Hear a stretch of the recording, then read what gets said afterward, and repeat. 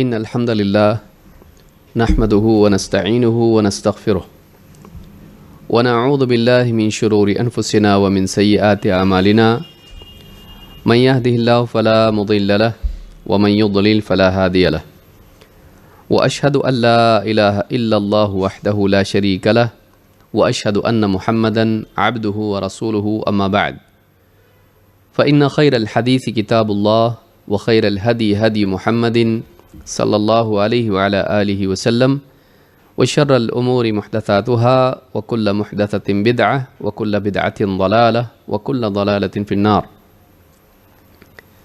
قال الله تبارك وتعالى وقل رب زدني علما. معزز خواتین، قابل احترام ماں اور بہنوں، اللہ رب العالمین کی نعمتوں میں سے ایک عظیم الشان نعمت دین کا علم ہے۔ یہی وہ علم ہے جو انسان کو دنیا اور آخرت میں عزت اور کامیابی دلاتا ہے۔ اس علم کے بغیر انسان دنیا میں جہالت کے، کفر کے، خواہشات کے اندھیروں میں بھٹکتا رہتا ہے۔ اس علم کے نور سے ایک انسان اپنی زندگی کے مقصد اور اپنی منزل اور اس منزل تک لے جانے والے راستے کو صحیح طور پر پہچان پاتا ہے۔ دنیا کا علم مفید ہے، ٹیکنالوجی کا علم، سائنس کا علم، حساب کا علم، تعمیر کا علم، طب کا علم، یہ سارے علوم انسان کے لیے مفید ہیں، لیکن یہ انسان کو انسان نہیں بناتے ہیں، انسان کے لیے چیزیں بناتے ہیں۔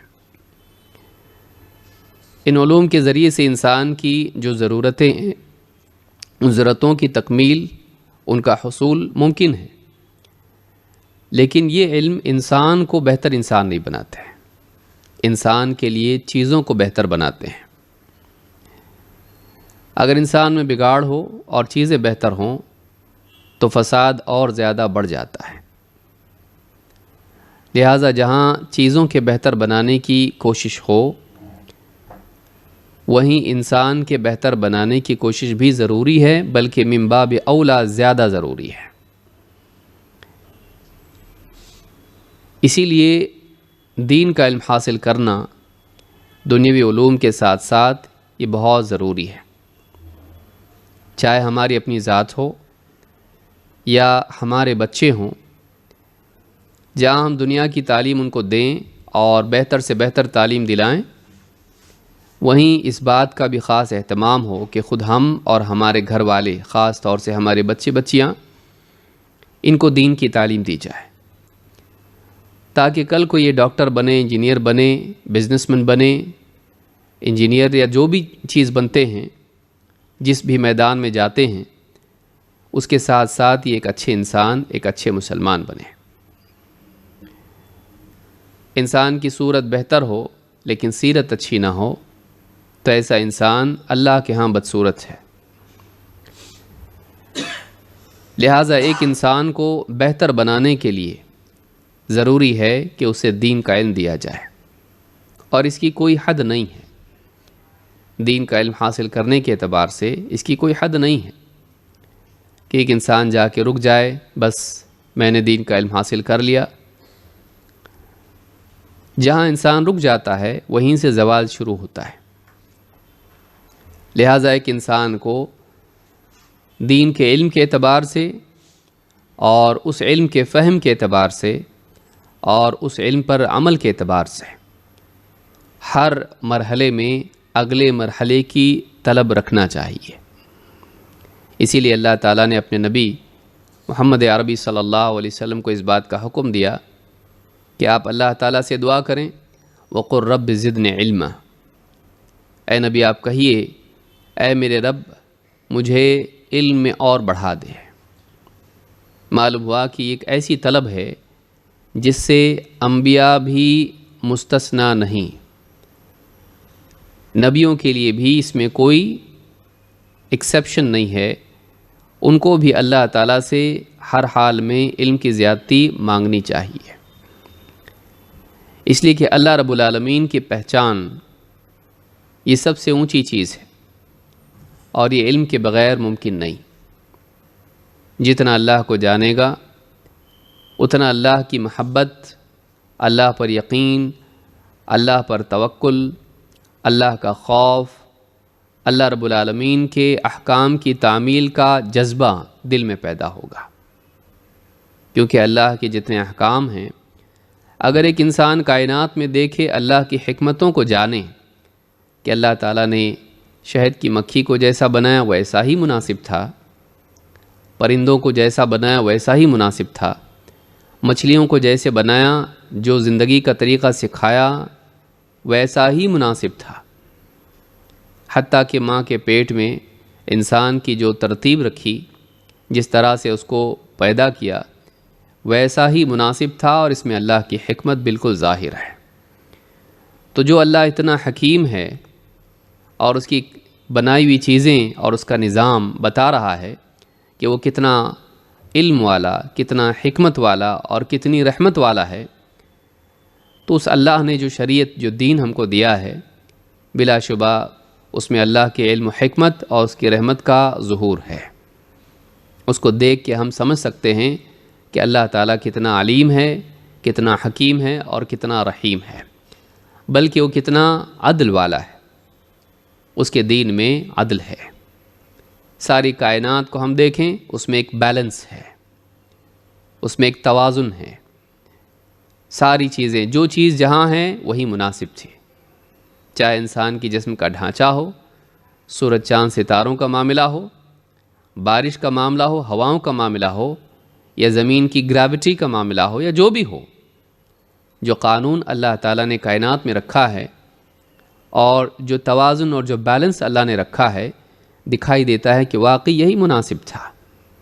اس سے ذرا بھی ہٹ جاتا معاملہ تو نظام میں ایسی تبدیلی آتی جو انسان کے لیے ہلاکت اور بربادی ثابت ہوتی ہے۔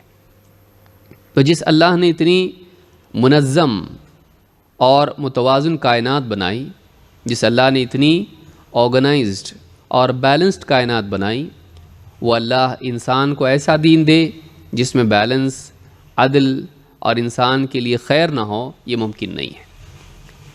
لہٰذا بعض چیزیں دین کی سمجھ میں نہیں بھی آتی ہیں، لیکن انسان جب سوچتا ہے، جب اللہ کی معرفت اس کو ہوتی ہے کہ اللہ کچھ غلط نہیں کرتا ہے، اللہ تعالیٰ جو بھی کرتا ہے صحیح کرتا ہے، تو جو چیزیں سمجھ میں آ چکی تھیں ان کی بنا پر، اللہ کی معرفت کی بنا پر، ان چیزوں کا ماننا بھی آسان ہو جاتا ہے جو سمجھ میں نہیں آتی ہیں۔ ویسے ہی جیسے دنیا میں ایک آدمی جب جانتا ہے کہ یہ ڈاکٹر اچھا علاج کرتا ہے، کئی مریضوں کو اس نے اچھا کیا ہے اللہ کی توفیق سے، اس کے پاس صحیح علاج ہوتا ہے، بعض اوقات اس کی بات سمجھ میں نہیں بھی آتی ہے، آدمی اس کے لیے تیار ہو جاتا ہے، اس کے لیے خرچ کرتا ہے۔ کیوں؟ اس لیے کہ اس پر اعتماد ہے، تجربہ ہے کہ اچھا ہے، ماضی میں اس کے معاملات اچھے ہی رہے ہیں، اس کے لیے کئی گواہ ہوتے ہیں کہ ہاں ہمارا علاج اس نے اچھا کیا، تو یہ بھی اس کے اوپر بھروسہ کرتا ہے اور اپنا بھی علاج اسی سے کرواتا ہے۔ جب دنیا میں دستور ہے تو اللہ رب العالمین کا معاملہ تو کتنا اونچا ہے کہ اللہ تعالیٰ کے اتنے سارے احسانات ہم پر ہیں۔ اللہ نے ہمارے ساتھ جو بھی کیا اچھا کیا، بہترین چیزیں ہم کو دنیا میں عطا کیں، بہترین جسم دیا، سہولتیں فراہم کی۔ وہ اللہ جتنے اتنا سب کچھ اچھا کیا ہے، وہ ایسا دین کیوں دے گا جس میں ہمارے لیے مصیبت اور ظلم ہو؟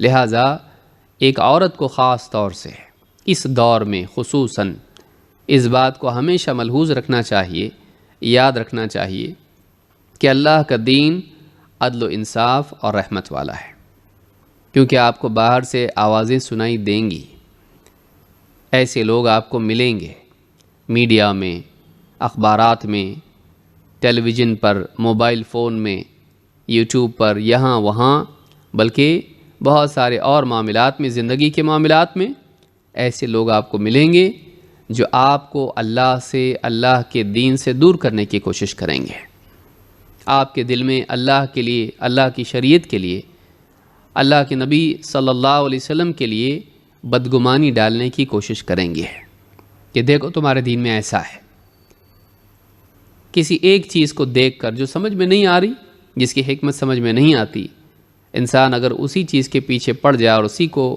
بنیاد بنا لے تو بعض اوقات وہ دین سے دور ہو جاتا ہے۔ لیکن اگر بقیہ چیزوں کی روشنی میں انسان دیکھے، جن چیزوں کو سمجھ چکا ہے، ان کی روشنی میں جس کو نہیں سمجھ پا رہا ہے اس پر اعتماد کرے، ایسا انسان محفوظ رہتا ہے۔ ماں باپ کے بارے میں بچوں کو اعتماد ہوتا ہے کہ ہمارا بھلا چاہتے ہیں، پھر کبھی کوئی بات ان کی سمجھ میں نہیں بھی آتی ہے، مان لیتے ہیں، کیوں؟ اس لیے کہ کچھ بھی ہو ہمارے خیر خواہ ہیں۔ یہ زندگی کا اصول ہے کہ اعتماد کی بنیاد پر بعض چیزوں کو برداشت کیا جاتا ہے، انہیں قبول کیا جاتا ہے۔ اگر یہ اصول زندگی سے ہٹا دیا جائے تو کوئی کسی کا نہ رہے۔ لہٰذا اللہ کے دین میں بھی اس بات کو یاد رکھنا چاہیے کہ شریعت کے جتنے بھی احکام ہیں، بعض اوقات ان میں دکھائی دیتا ہے کہ تکلیف ہے، مشقت ہے، تنگی ہے، پریشانی ہے، لیکن یہی تو ہمارا امتحان ہے۔ اللہ نے کسی کو مرد بنایا تو کسی کو عورت، کسی کو اللہ تعالیٰ نے صحت مند بنایا، کسی کو بیمار، کسی کو اللہ رب العالمین نے مالدار بنایا، کسی کو غریب۔ دنیا میں اللہ تعالیٰ نے مختلف حالات میں مختلف اوصاف کے ساتھ انسان کو رکھا۔ ایک انسان اگر صرف کمیوں پر نگاہ رکھے اور اپنے لیے پریشانی پر نگاہ رکھے، تنگی پر نگاہ رکھے، اللہ کے ساتھ وہ بدگمان ہو جائے گا، وہ اللہ سے بدگمان ہو جائے گا۔ لیکن اگر اس کو امتحان سمجھے اور اس کو آخرت کی کامیابی کا ذریعہ سمجھے تو اس کے لیے اس تنگی کو، اس انکنوینئنس کو برداشت کرنا آسان ہوگا اور اس کے ذریعے سے آخرت کی کامیابی حاصل کرنا ممکن ہوگا۔ بعض اوقات انسان شکایت کرتا ہے، خواتین کی طرف سے شکایت ہوتی ہے، ہم کو اللہ نے عورت کیوں بنایا؟ اس سوال کا کوئی جواب نہیں ہے اور اس سوال سے کوئی حاصل نہیں ہے، اس سے کوئی نتیجہ نکلنے والا نہیں ہے، اس سے حالت بدلنے والی نہیں۔ اس سوال کے ذریعے سے ایک عورت اپنے آپ کو آدمی نہیں بنا سکتی، اس سوال کے ذریعے سے وہ امتحان کی دنیا سے باہر نہیں جا سکتی۔ اس سوال یا اس اعتراض کی بنیاد، بعض اوقات اعتراض بھی بن جاتا ہے سوال، کیوں اللہ نے ہم کو عورت بنایا؟ کیوں اللہ نے ہمارے ساتھ یہ تنگیاں رکھی؟ حمل کی تکلیف، حیض و نفاس کی تکلیف، اور پھر ہمارے لیے شریعت، گھر کا دائرہ، بچوں کی تربیت، یہ سارے معاملات، رضاعت اور اتنی ساری چیزیں ہم پر رکھ دیں۔ اللہ رب العالمین نے خواتین کے لیے کچھ تنگیاں رکھی اور مردوں کے لیے کچھ اور، ان کے مسائل بھی رکھے، ان کے بھی مسائل رکھے۔ ان کا امتحان وہاں ہے، ان کا امتحان یہاں ہے۔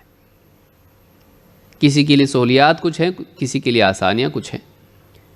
تو اللہ رب العالمین نے یہ سارے احکام جو رکھے ہیں، یہی تو ہمارا امتحان ہے۔ آدم علیہ السلام نے نہیں پوچھا، اے اللہ سارے پیڑ تو نے حلال کر دیے، کہیں سے بھی کھاؤ، کوئی بھی پھل کھاؤ، یہ کیوں منع؟ اس کو بھی اللہ تعالیٰ اگر جائز رکھتا تو کتنا اچھا ہوتا؟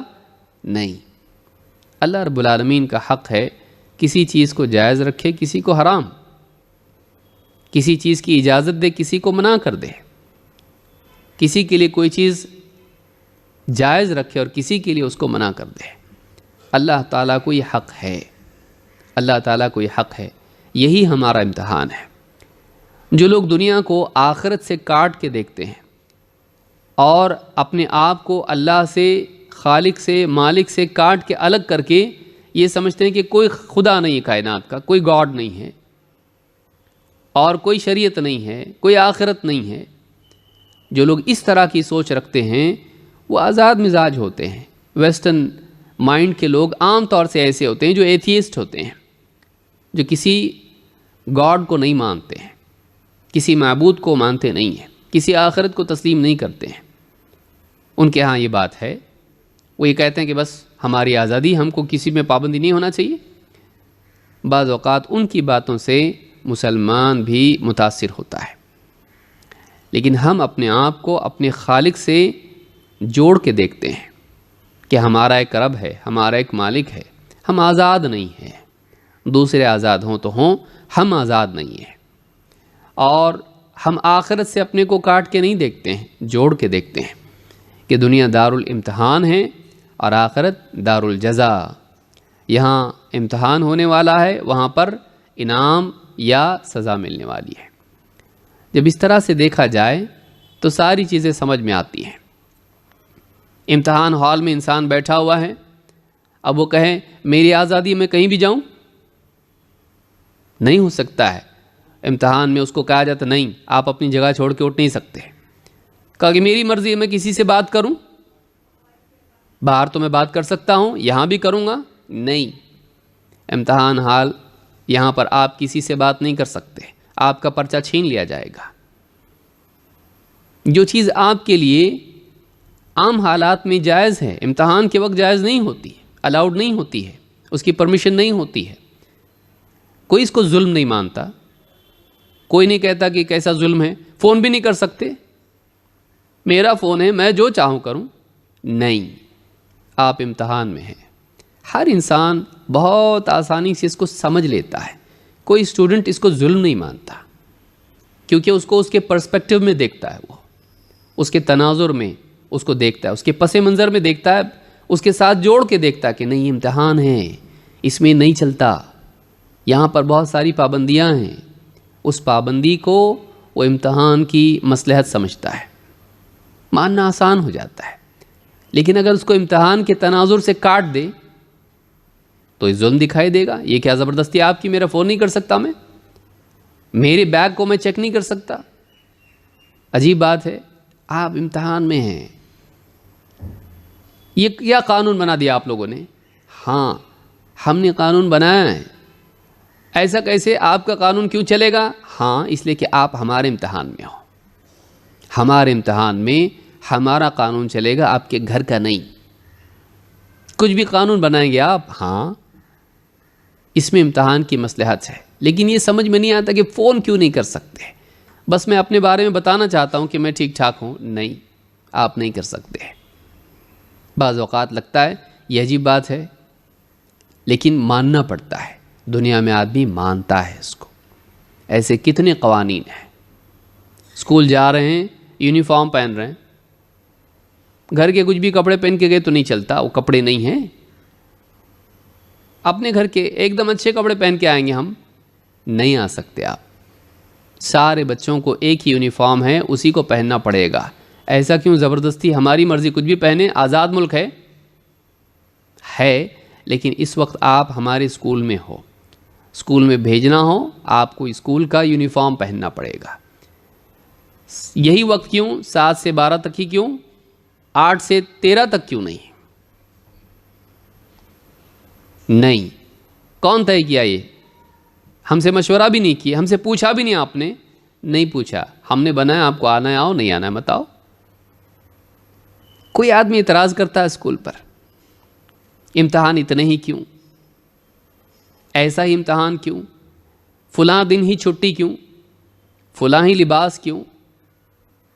کوئی نہیں پوچھتا ہے، اس کو مان کے چلتا ہے۔ دنیا میں کتنے، چاہے آفس ہو، اسکول ہو، کالج ہو، دواخانہ ہو، سب مان لیتا ہے۔ شکایت بغاوت صرف دین میں کرتا ہے، ایسا کیوں، ویسا کیوں، یہ صرف یہاں پوچھتا ہے۔ عورت کے لیے ایسا ہی کیوں، مردوں کے لیے ایسا ہی کیوں، یہی پوچھتا ہے، دنیا میں کہیں نہیں پوچھتا۔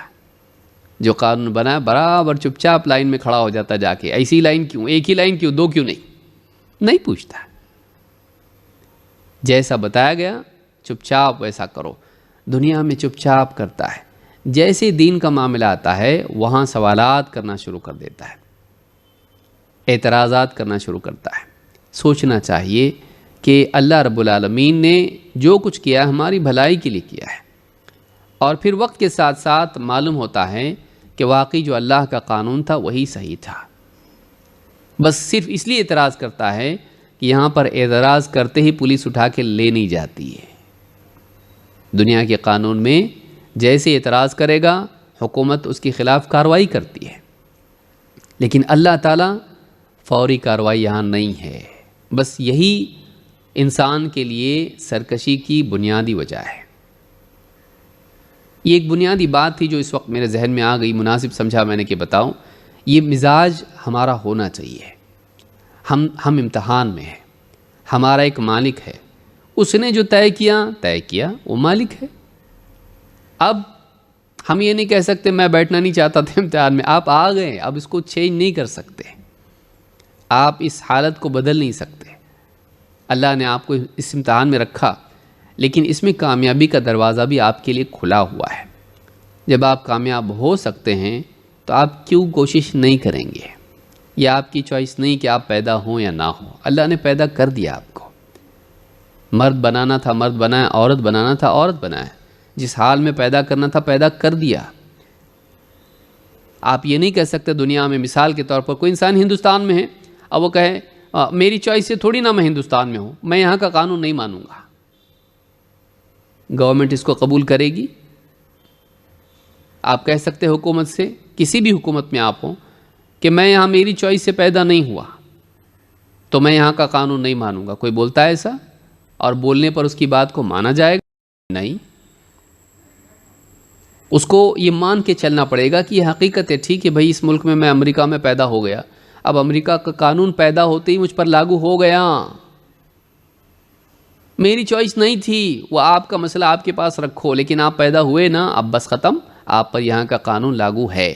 دنیا میں بہت آسانی سے مان لیتا ہے اس کو, دین میں نہیں. تھوڑا کامن سینس بھی استعمال کرنا چاہیے, صرف شکایت نہیں. یاد رکھیں اس باتوں کو جو میں نے کہی ہیں, ان باتوں کو اگر آپ یاد رکھیں, سمجھنے اور سمجھانے میں بڑی آسانی ہوگی انشاءاللہ. تو علی کل حال آگے ہم شروع کرتے ہیں. پچھلے درس میں حدیث نمبر 12 ہم نے دیکھی. آج تحفۃ النساء میں حدیث نمبر 13 کا مطالعہ ہم کریں گے. آج کے درس میں ہم دیکھیں گے کہ عورت کے لیے, اور اس کے بعد بھی ایک حدیث ہے جس میں مرد کے لیے ذمہ داری ہے. تو ناراض نہ ہوں کہ صرف عورتوں کی حدیث کیوں ہے, اس کے بعد مردوں کے لیے بھی آ رہی حدیث. شوہر کی حاجت کی رعایت کرنے کی اہمیت, خصوصاً جنسی خواہش کے متعلق ایک بہت اہم حکم اللہ کے نبی صلی اللہ علیہ وسلم نے یہاں پر دیا ہے. عن ابی ہریرہ رضی اللہ عنہ قال قال رسول اللہ صلی اللہ علیہ وسلم والذی نفسی بیدہ ما من رجل يدعو امرأته إلى فراشها فتأبى عليه إلا كان الذي في السماء ساخطا عليها حتى يرضى عنها.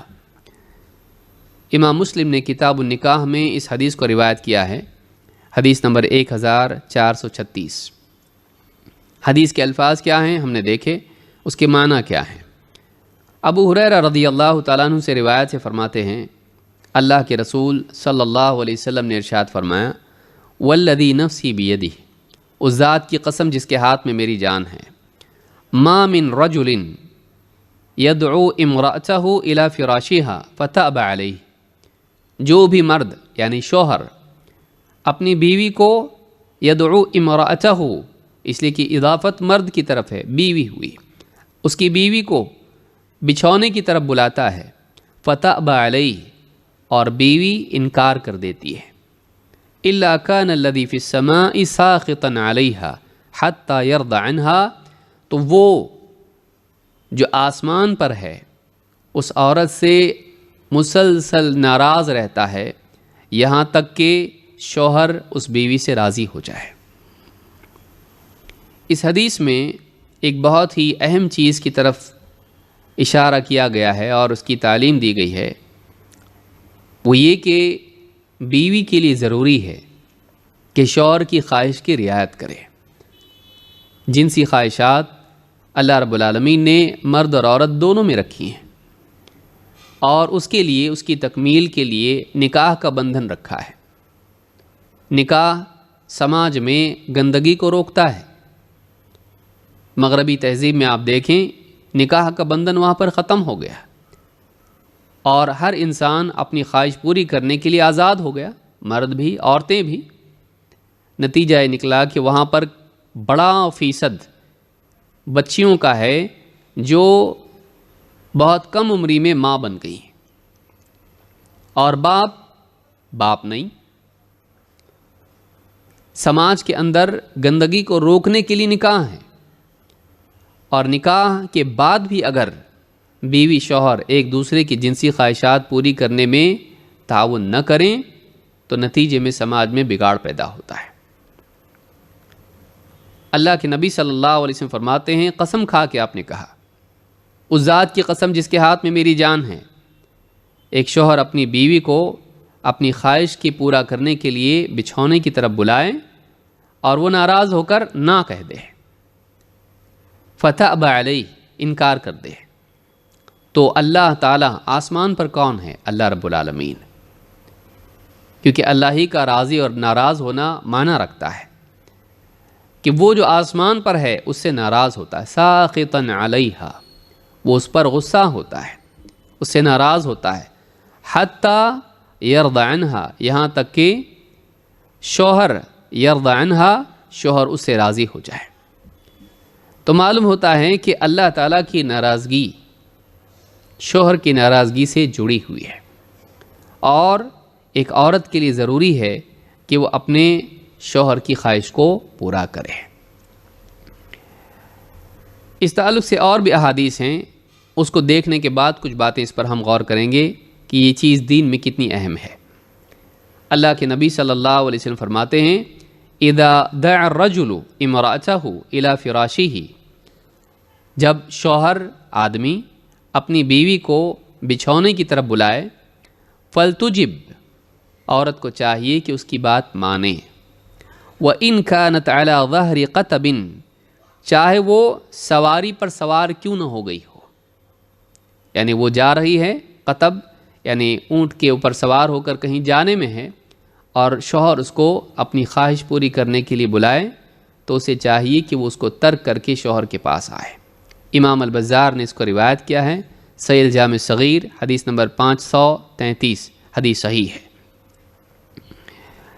اسی طرح سے اللہ کے نبی صلی اللہ علیہ وسلم فرماتے ہیں، والذی نفس محمد بیدہ، اس ذات کی قسم جس کے ہاتھ میں محمد کی جان ہے، لا تؤدی امرأۃ حق ربها حتی تؤدی حق زوجها، فرماتے ہیں کہ اس ذات کی قسم جس کے ہاتھ میں محمد کی جان ہے، ایک عورت اپنے رب کا حق ادا نہیں کر سکتی، حتی تؤدی حق زوجها، یہاں تک کہ جب تک کہ وہ اپنے شوہر کا حق ادا نہ کرے، یعنی واقعی اپنے شوہر کا حق ادا نہیں کرتی ہے تو اس نے اپنے رب کا حق بھی ادا نہیں کیا، کیونکہ رب ہی کا حکم ہے کہ شوہر کا حق ادا کرو۔ وَلَوْ سَأَلَهَا نَفْسَهَا وَهِيَ عَلَى قَتَبٍ لَمْ تَمْنَعْهُ، اگر شوہر بیوی سے اپنی حاجت پوری کرنے کے اعتبار سے مطالبہ کرے اور وہ سواری پر سوار ہو، جانے میں کہیں جا رہی ہو، تب بھی وہ اس کو چاہیے کہ وہ اسے منع نہ کرے، شوہر کی خواہش پوری کرے۔ امام احمد، ابن ماجہ اور ابن حبان نے اس کو روایت کیا ہے، صحیح الجامع صغیر، حدیث نمبر 5295، حدیث حسن درجے کی ہے۔ اسی طرح سے آپ نے فرمایا، اذا دعا الرجل زوجته لحاجته، ایک شخص اپنی بیوی کو اپنی حاجت کے لیے آواز دے، بلائے، فلتأتیہ، بیوی کو چاہیے کہ اس کے پاس جائے، وَإِنْ كَانَتْ عَلَى التَّنُّورِ، چاہے وہ تنور پر کیوں نہ ہو، تنور آگ کی بھٹی جس میں روٹی پکائی جاتی ہے، ہماری زبان میں کہہ سکتے ہیں چاہے وہ کچن میں بزی کیوں نہ ہو، اگر شوہر اپنی بیوی کو اپنی حاجت کے لیے بلائیں تو اسے چاہیے کہ وہ اس کے پاس جائیں، چاہے وہ تنور پہ روٹی کیوں نہ پکا رہی ہو۔ امام النسائی اور ترمذی نے اس کو روایت کیا ہے، اور صحیح الجامع صغیر، حدیث نمبر 534 پر شیخ الالبانی کہتے ہیں کہ حدیث صحیح ہے۔ اللہ کے نبی صلی اللہ علیہ وسلم کی ایک حدیث ہے جس میں آپ فرماتے ہیں، اذا دعا الرجل امرأته الى فراشہ فابت، ایک شخص اپنی بیوی کو بچھونے کی طرف بلائے اور وہ انکار کر دے، بیوی انکار کر دے، فبات غضبان علیہا، اور حال یہ ہو جائے کہ شوہر غصے میں رات گزارے، شوہر بیوی سے ناراض ہو اور رات اسی حال میں گزر جائے، لعنتھا الملائکۃ حتی تصبح، صبح ہونے تک فرشتے اس عورت پر لعنت کرتے رہتے ہیں، صبح ہونے تک فرشتے اس عورت پر لعنت کرتے رہتے ہیں۔ امام البخاری نے بدء الخلق میں حدیث نمبر 3237 اور امام مسلم نے کتاب النکاح حدیث نمبر 1436 پر اس کو روایت کیا ہے۔ اسی طرح سے اللہ کے نبی صلی اللہ علیہ وسلم نے، یعنی یہاں پر بنیادی بات یہ ہے کہ بیوی کے ذمے ہے کہ وہ شوہر کی خواہش کو پورا کرے، یعنی جو شوہر بیوی سے تعلق قائم کرتا ہے اس کو منع نہ کرے۔ کیوں ایسا ہے؟ بظاہر دکھائی دیتا ہے کہ یہ کیا بات ہے زبردستی، لیکن اگر آپ دیکھیں کہ شوہر کو اگر بیوی سے تسکین نہیں ملے گی، یہی وہ بنیادی نقطہ ہوگا جس سے سماج میں بے حیائی، زناکاری پھیلنے کے اسباب پیدا ہوں گے۔ نکاح ایک بہت بڑا رشتہ ہے جس میں صرف جنسی خواہشات نہیں ہیں بلکہ مرد اور عورت کے جذبات کی تسکین بھی ہے، کیونکہ نکاح صرف جوانی میں تھوڑی نہ ہے، وہ بڑھاپے تک باقی رہے گا۔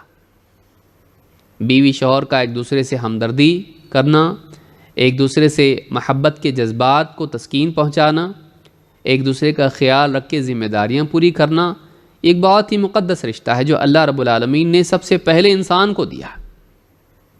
ماں باپ کا رشتہ بھی بعد میں پیدا ہوا، آدم و حوا کا رشتہ پہلا رشتہ ہے جو بیوی شوہر کا رشتہ ہے، اور ایک دوسرے کے لیے اللہ رب العالمین نے ان کو پیدا کیا۔ آدم علیہ السلام کو پیدا کیا، ان کے ساتھ ان کا جوڑا حوا ان کو دیا، اور دونوں کو اللہ رب العالمین نے احکام دیے اور دونوں بات رکھے، محبت کے جذبات، رحمت کے جذبات، ایک دوسرے کے لیے خیال رکھنے کے جذبات، ایک دوسرے پر ذمہ داریاں بھی اللہ نے ڈالی۔ ان میں سے ایک ذمہ داری یہ ہے کہ بیوی شوہر کی جنسی خواہشات کو پورا کرے اور شوہر بیوی کی جنسی خواہشات کو پورا کرے۔ یہ صرف بیوی کے لیے نہیں ہے، اگلی حدیث شوہر کے لیے بھی ہے، لیکن یہاں بیوی کی بات ہم کر رہے ہیں۔ بیوی کے لیے بے حیائی اور گناہ کا راستہ بہت تنگ ہے، لیکن شوہر کے لیے بہت آسان ہے۔ وہ بازار میں بیٹھ رہا ہے، کمپنی میں جا رہا ہے، اور وہ باہر کی دنیا میں جا رہا ہے، بے حیا عورتیں اس کے سامنے آتی ہیں، بے پردگی اس کے نگاہوں کے سامنے ہے۔ جس مارکیٹ میں، جس یا ماحول میں وہ جا رہا ہے، کمپنیوں میں، کال سینٹرز میں، یہاں وہاں، آج کے دور کی بات کر رہا ہوں، اور ایون پچھلے دور میں بھی اگر آپ دیکھیں، ماضی میں بھی، تبھی بھی مرد باہر کی دنیا میں رہتا ہے جہاں اس کے سامنے ہر قسم کی بے حیائی بھی آتی ہے۔ اگر وہ گھر پہ آ کے بیوی کے ساتھ اپنی جائز خواہشات کو پورا کرنا چاہتا ہے اور بیوی اگر اس کے لیے رکاوٹ بن جائے، بیوی اگر اس کی خواہش کو پورا نہ کرے، ظاہر بات ہے کہ مرد کے پاس اور بھی راستے ہیں۔ شیطان اس کو بھڑکا سکتا ہے، شیطان اس کو غلط راستوں پر لے جا سکتا ہے۔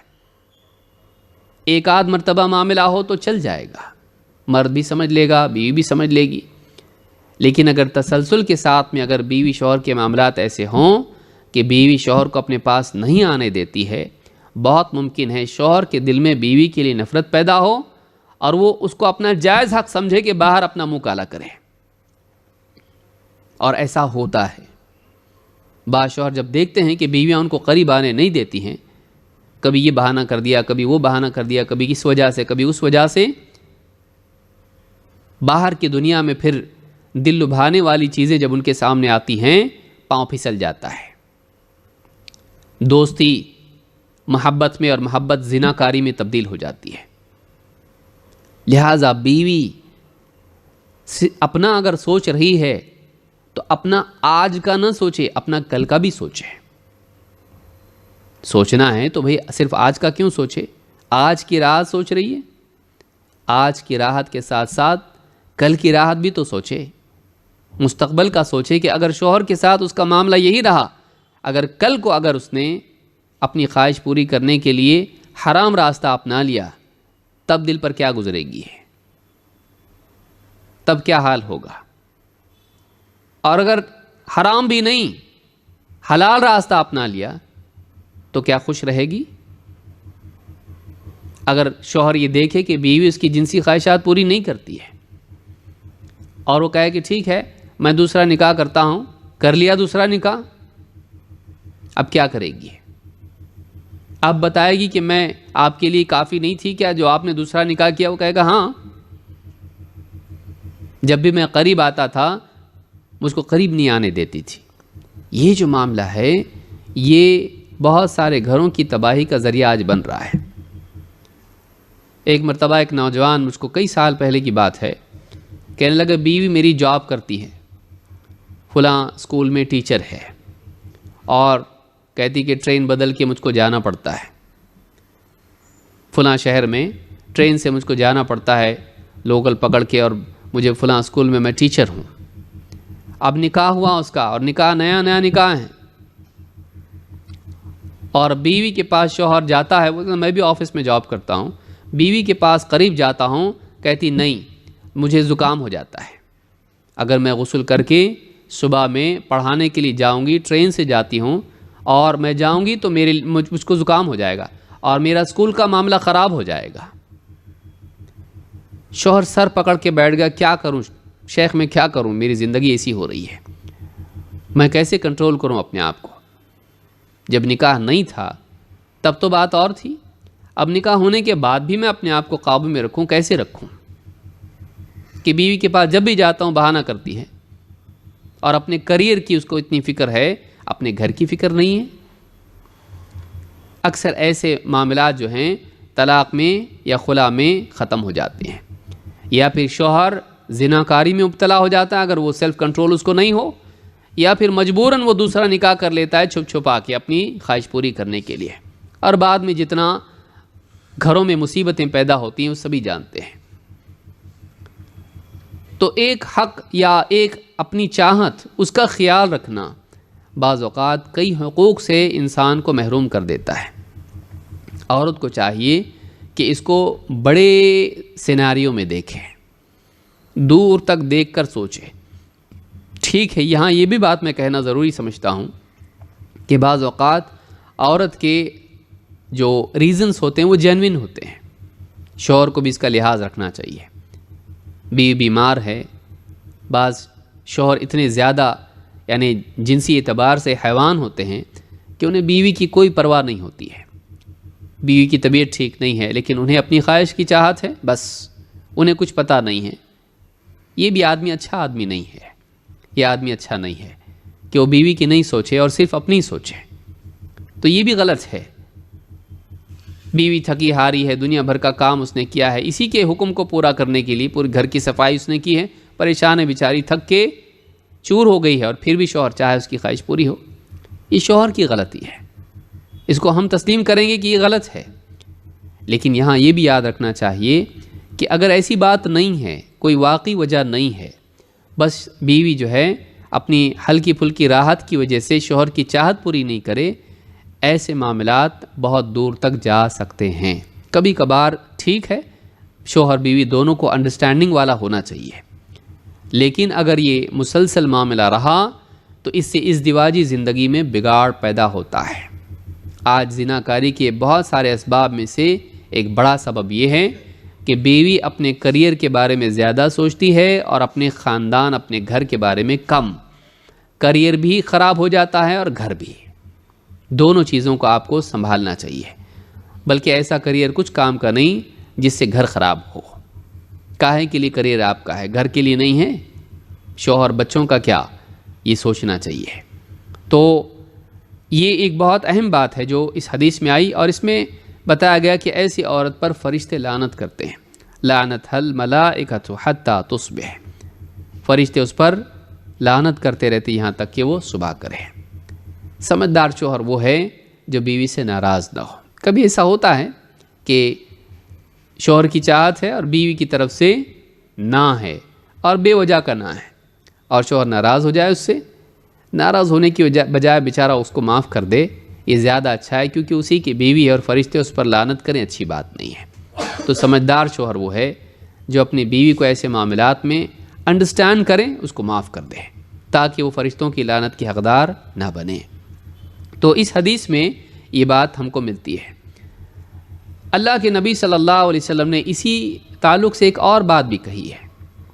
آپ فرماتے ہیں لا يحل للمرأة ان تصوم وزوجها شاہد الا باذنہ، لا یحل للمرأۃ، عورت کے لیے حلال نہیں، ان تصوم، کہ وہ روزہ رکھے، یعنی نفل روزہ رکھے، وزوجہا شاہد، جب کہ اس کا شوہر موجود ہو، الا باذنہ، اس کی اجازت کے بغیر۔ امام البخاری نے کتاب النکاح حدیث نمبر 5195، امام مسلم نے کتاب الزکاہ حدیث نمبر 1026 پر اس کو روایت کیا ہے۔ کسی عورت کے لیے حلال نہیں کہ اس کا شوہر گھر میں موجود ہو اور اس کی اجازت کے بغیر وہ روزہ رکھے، نفل روزہ رکھے۔ یعنی شوہر اگر مان لیجئے سفر میں ہیں یا اسی طرح سے وہ کہیں کسی اور علاقے میں کچھ وقت کے لیے چلا گیا ہے، وہاں جاب کرتا ہے، ہفتے بھر کے بعد، مہینے کے بعد آئے گا، اگر ایسا ہے تب تو اس کے لیے جائز ہے کہ وہ روزہ رکھے۔ لیکن شوہر اگر گھر میں موجود ہے تو اس کی اجازت کے بغیر نفل روزہ رکھنا عورت کے لیے حلال نہیں۔ کیوں؟ اس لیے کہ شوہر کی اگر حاجت ہو تو روزہ اس میں رکاوٹ بن جاتا ہے۔ اس کی مصلحت علماء نے یہی بتائی ہے کہ روزے کی حالت میں کھانا پینا اور جماع، جنسی خواہش پورا کرنا، یہ جائز نہیں، تو عورت ظاہر بات ہے کہ شوہر کے لیے رکاوٹ بن جائے گی۔ تو عورت کے لیے یہ حلال نہیں ہے کہ شوہر کی اجازت کے بغیر نفل روزہ رکھے جبکہ شوہر موجود ہو، اس کے پاس موجود ہو۔ تو یہ بھی ایک بات ہے جو حدیث میں اسی تناظر میں آئی ہے۔ خود حضرت عائشہ رضی اللہ تعالیٰ عنہ اس بات کا لحاظ کرتی تھیں۔ صحابیات دیکھیے کتنی سمجھدار تھیں۔ حضرت عائشہ رضی اللہ تعالیٰ عنہ ام المؤمنین اس بات کا خیال رکھتی تھیں نبی اکرم صلی اللہ علیہ وسلم کے لیے۔ عائشہ رضی اللہ تعالیٰ عنہ خود فرماتی ہیں قالت کان یکون علی الصوم من رمضان، مجھ پر رمضان کے روزے باقی رہتے تھے۔ ظاہر بات ہے رمضان کے مہینے میں حیض کے ایام کی وجہ سے عورت کے کچھ روزے چھوٹ جاتے ہیں، اس کی قضا اس پر لازم ہے۔ ہاں نماز کی قضا لازم نہیں ہے لیکن روزوں کی قضا لازم ہے۔ کہتی ہیں کہ کان یکون علی الصوم من رمضان، مجھ پر رمضان کے روزے باقی رہتے تھے۔ استطیع ان اقضی الا فی شعبان، میں شعبان سے پہلے روزے رکھنے کی استطاعت نہیں پاتی تھی، یعنی شعبان سے پہلے روزے رمضان کی قضا نہیں کر پاتی تھی۔ کیوں؟ قال یحییٰ، راوی کہتے ہیں الشغل من النبی صلی اللہ علیہ وسلم او بالنبی صلی اللہ علیہ وسلم، یعنی نبی صلی اللہ علیہ وسلم کی وجہ سے، آپ کی قربت کی وجہ سے، آپ کے تعلق کی وجہ سے۔ امام البخاری نے کتاب الصوم حدیث نمبر 1950 اور امام مسلم نے کتاب الصیام حدیث نمبر 1146 پر اس کو روایت کیا ہے۔ مسلم کے الفاظ ہیں، یحییٰ بن سعید کہتے ہیں فظننت ان ذلك لمكانها من النبی صلی اللہ علیہ وسلم، میرا گمان یہی ہے کہ اللہ کے نبی صلی اللہ علیہ وسلم سے ان کا جو تعلق تھا، اس تعلق کی وجہ سے، اس رشتے کی وجہ سے یہ ایسا کرتی تھی۔ ان کے ہاں جو مقام تھا اللہ کے نبی صلی اللہ علیہ وسلم کا، تو اس وجہ سے آپ کے احترام میں، آپ کی رعایت میں وہ ایسا کرتی تھی۔ امام مسلم نے اس کو روایت کیا ہے۔ یعنی عائشہ رضی اللہ تعالیٰ عنہ رمضان کے جو روزے چھوٹ جاتے تھے اس کی قضا شعبان ہی میں کرتی تھی۔ کیوں شعبان میں؟ کسی اور مہینے میں کیوں نہیں؟ اس لیے کہ خود ہی فرماتی ہیں اللہ کے نبی صلی اللہ علیہ وسلم رمضان کے علاوہ سب سے زیادہ روزے شعبان کے مہینے میں رکھتے تھے۔ اتنے روزے کہ گویا کہ پورا شعبان روزے رکھ دیں گے، کچھ دن چھوڑ کے سارا شعبان روزوں میں گزرتا تھا اللہ کے نبی صلی اللہ علیہ وسلم کا۔ تو جب آپ خود روزے سے ہوا کرتے تھے تو حضرت عائشہ رضی اللہ تعالیٰ عنہ بھی اپنے رمضان کی قضا انہی دنوں میں کر لیتی تھی جن میں آپ روزے رکھتے تھے، کہ کہیں یعنی اللہ کے نبی صلی اللہ علیہ وسلم کو حاجت ہو اور یہ روزے سے رہیں اور آپ اپنی حاجت کو مؤخر کر دیں، ایسا نہ ہو۔ اس وجہ سے حضرت عائشہ رضی اللہ تعالیٰ عنہ عام دنوں میں روزے نہیں رکھتی تھی، عام دنوں میں روزے نہیں رکھتی تھی۔ تو اللہ کے نبی صلی اللہ علیہ وسلم کی خاطر وہ روزوں کی قضا اس مہینے میں کرتی تھی جس میں خود اللہ کے نبی صلی اللہ علیہ وسلم روزے رکھتے تھے۔ تو یہ خود بتاتا ہے کہ اس زمانے کی بیویاں اس زمانے کی خواتین کتنا خیال رکھتی تھیں اپنے شوہر کا، اور خود ازواج مطہرات اللہ کے نبی صلی اللہ علیہ وسلم کا کتنا خیال رکھتی تھیں۔ تو ایک بیوی کی سمجھداری اسی میں ہے کہ وہ اپنے شوہر کی جنسی خواہشات کی رعایت کرے، اسے یہاں وہاں جانے نہ دے، ایسا مجبور نہ کرے کہ وہ زنا میں مبتلا ہو، یا کم از کم نگاہوں کی گندگی اس کے اندر پیدا ہو۔ بعض اوقات یہ بھی ہوتا ہے کہ آدمی زناکاری تو نہیں کر پاتا ہے، لیکن آنکھوں کی ٹھنڈک کے لیے کبھی بازار میں جا کے بیٹھ رہا اور کبھی انٹرنیٹ پہ بیٹھ رہا ہے۔ یہ جو بے حیائی پیدا ہوتی ہے موبائل فون میں، اس میں اس میں، یہ ساری کیوں ہو رہی ہے؟ کیونکہ عورت کی طرف سے اس کو اس کی جنسی خواہشات کی تکمیل نہیں ہو رہی ہے۔ یہ عورت کے لیے بہت ضروری ہے کہ وہ گھر کی پاکیزگی کے لیے اپنے شوہر کے تقویٰ میں اس کی مدد کرے، اپنے شوہر کے تقویٰ میں اس کی مدد کرے، اس کی رعایت کرے۔ مغربی ملکوں میں آپ دیکھیں گے، جیسے میں نے شروع میں بتایا، وہاں نکاح کا کوئی رشتہ نہیں، کرنے والے رسمی طور پر کر لیتے ہیں لیکن کوئی پابندیاں وہاں پر نہیں۔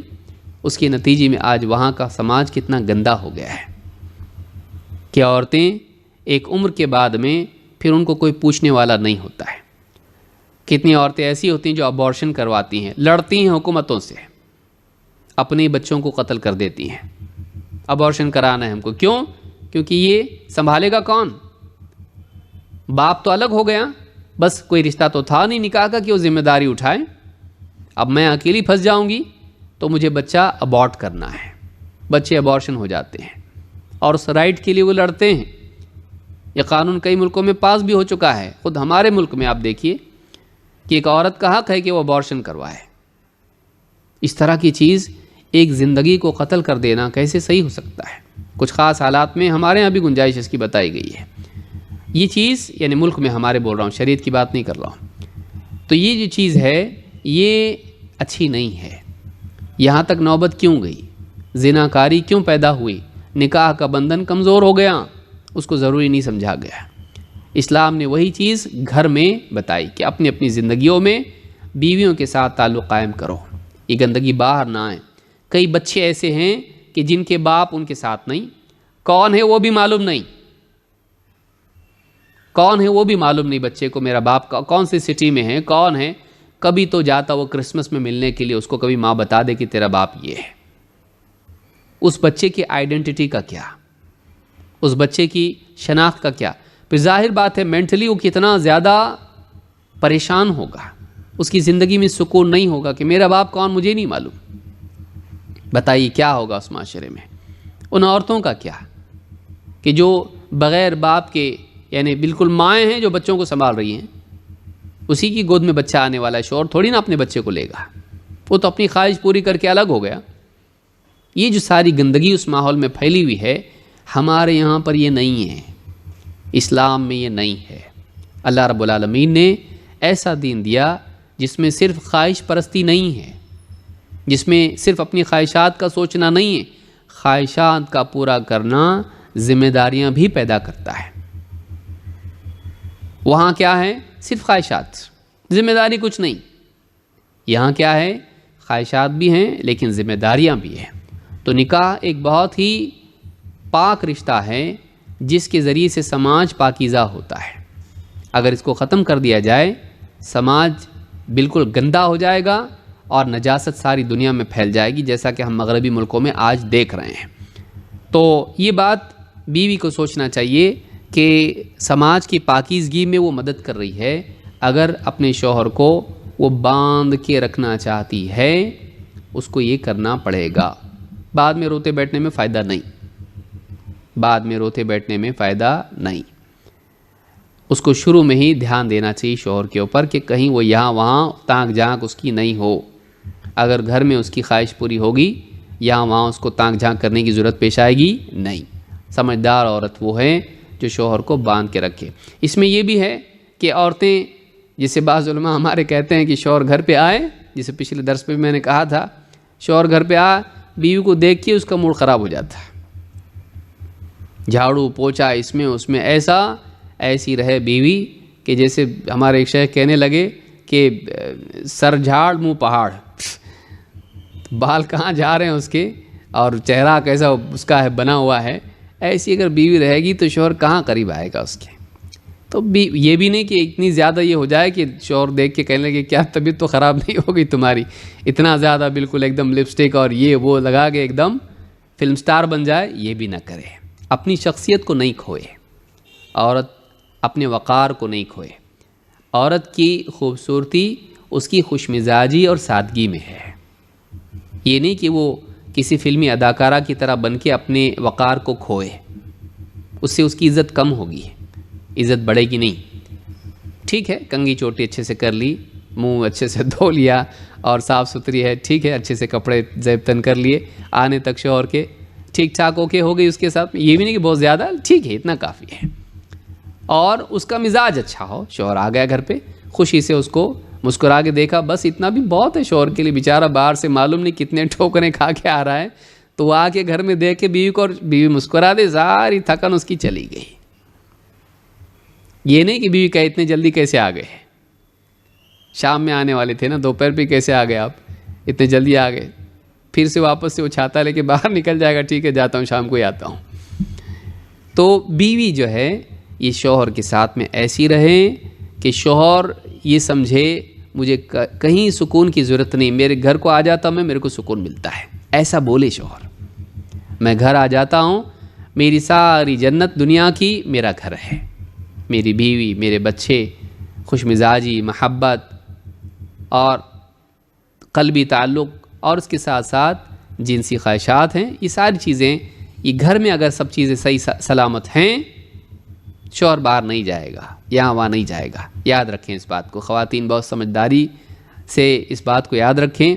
اور ہماری جو بچیاں ہیں کل کو ان کے نکاح ہونے والے ہیں، ان کو بھی چاہیے کہ اس بات کو یاد رکھیں. بعض چیزیں تفصیل سے بولنی بھی پڑتی اس لیے کہ یہ بات چونکہ دین میں ہے، اس کو بتانا پڑے گا. اور یہ نہیں بتائیں گے آگے جا کے حقوق کا جھنڈا لے کے کھڑے ہو جاتے اور گھروں کو تباہ کر لیتے. یہ بھی یاد رکھنا چاہیے کہ بعض اوقات عورت اپنا اتنا زیادہ سوچتی ہے کہ اپنا نہیں سوچتی ہے. بعض اوقات وہ اپنا اتنا سوچتی کہ نہیں سوچتی، اپنے پاؤں پہ کلاڑی مارتی ہے. یہ بھی یاد رکھنا چاہیے.